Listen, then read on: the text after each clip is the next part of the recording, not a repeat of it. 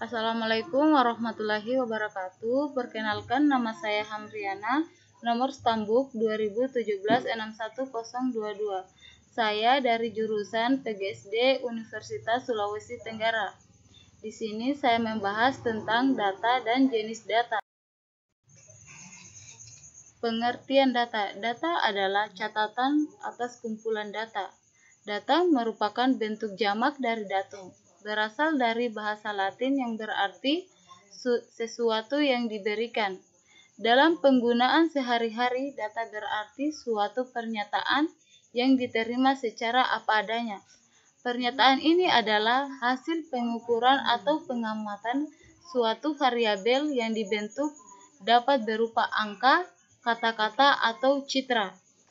Dalam keilmuan ilmiah, fakta dikumpulkan untuk menjadi data. Data kemudian diolah sehingga dapat diaturkan secara jelas dan tepat, sehingga dapat dimengerti oleh orang lain yang tidak langsung mengalami sendiri. Hal ini dinamakan deskripsi. Pemilihan banyak data sesuai dengan persamaan atau perbedaan yang dikandungnya dinamakan klasifikasi. Dalam pokok pembahasan manajemen pengetahuan, data dicirikan sebagai sesuatu yang bersifat mentah dan tidak memiliki konteks. Dia sekedar ada dan tidak memiliki signifikasi makna di luar keberadaannya itu. Dia bisa muncul dalam berbagai bentuk, terlepas dari apakah dia bisa dimanfaatkan atau tidak. Intinya, data itu adalah suatu fakta tertentu sehingga menghasilkan sesuatu kesimpulan dalam menarik suatu keputusan. Selanjutnya, jenis data. Jenis data berbagai berdasarkan sifatnya, sumber, cara memperoleh, dan waktu mengumpulkannya. Berikut jenis-jenis data berdasarkan. Jenis data berdasarkan sifatnya. Yang pertama, data kualitatif adalah data yang menggunakan kata-kata untuk menggambarkan fakta yang diamati. Data ini tidak berbentuk angka. Contohnya, kualitas pelayanan sebuah restoran. Yang kedua, data kuantitatif adalah data ini menggunakan angka atau menarik untuk menggambarkan fakta yang diamati. Contohnya, besarnya pendapatan dan pengeluaran negara. Selanjutnya, jenis data berdasarkan sumbernya. Data internal dapat yang menggambarkan situasi dan kondisi pada suatu organisasi secara internal. Contohnya, jumlah karyawan perusahaan. Kedua, data eksternal, data yang menggambarkan situasi dan kondisi yang ada di luar sebuah organisasi. Data eksternal pada umumnya didapat dari pihak lain dan digunakan sebagai pembanding. Contohnya, daya beli masyarakat mempengaruhi hasil penjualan suatu perusahaan.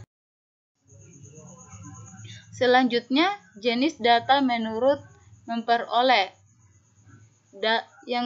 Data primer adalah data yang secara langsung diambil dari objek penelitian oleh seseorang peneliti atau organisasi. Contohnya, pemberian kuesioner langsung oleh peneliti ke responden, seperti saat ini seminar langsung.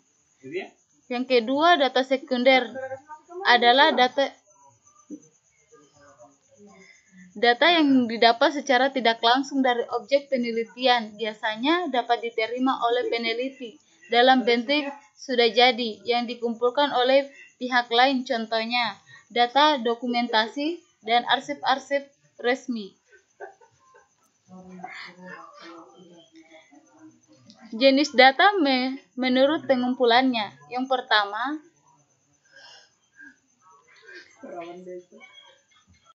data cross-section adalah data yang dikumpulkan pada waktu dan tempat tertentu saja. Contohnya, kuesioner tentang perilaku pembeli handphone dari 100 orang respondennya pada bulan Oktober 2016.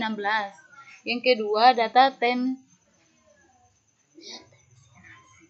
series adalah data yang dikumpulkan dari waktu ke waktu untuk melihat perkembangan suatu kejadian atau fenomena yang didapat dalam beberapa interval waktu tertentu. Contohnya, data impor daging Indonesia dari tahun 2000 sampai 2016. Sekian dari saya. Wabillahi taufiq wal hidayah. Wassalamualaikum warahmatullahi wabarakatuh.